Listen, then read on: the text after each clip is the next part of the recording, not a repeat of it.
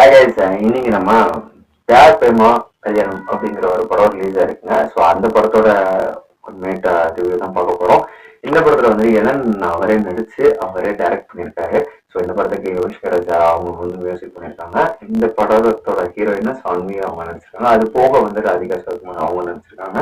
நான் குமரவேல் அவர் நடிச்சிருக்காரு. நம்ம MS பாஸ்கர் சார் நடிச்சிருக்காங்க. ஸோ மற்றும் பலர் இளனோட டீம் அப்படிங்கிற ஒரு அது மாதிரி டீம் இருக்குல்ல, யோகி பாபு சார் வந்து இந்த இதுல ஜாயின் பண்ணியிருக்காரு.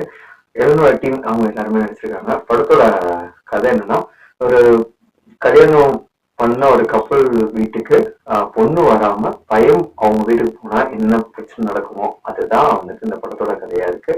ஸோ இந்த படம் வந்துட்டு ஒரு பொண்ணுக்கும் அந்த ரெஸ்பான்சிபிலிட்டி இருக்கு, பையனுக்கும் அந்த ரெஸ்பான்சிபிலிட்டி இருக்கு. என்னென்ன ரெஸ்பான்சிபிலிட்டி இருக்கு அப்படிங்கிறது தான் இந்த படத்தோட கதையாவே இருக்கு. படம் வந்துட்டு ரொம்ப சோ குட் அப்படின்னு சொல்ல முடியாது, ரொம்ப சோ பேட் அப்படின்னு சொல்ல முடியாது.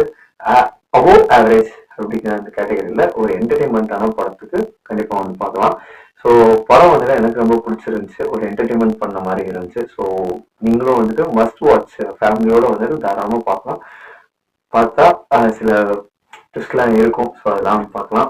ஹே பண்ணு அன்எக்ஸ்பெக்டடா வந்துட்டு அவங்க பிளேஸ் பண்ண விதம் எனக்கு ரொம்ப பிடிச்சிருந்துச்சு. அந்த இடத்துல அந்த பாட்டு வந்துச்சுன்னா ரொம்ப சந்தோஷமா இருக்கும்னு நினைச்சேன். பட் அந்த பாட்டை அப்படியே வச்சுட்டாங்க. பேக்ரவுண்ட் ஸ்கோர் வந்து சூப்பரா இருக்கு. டெக்னிக்கல் டீமும் நல்லா பண்ணியிருக்காங்க.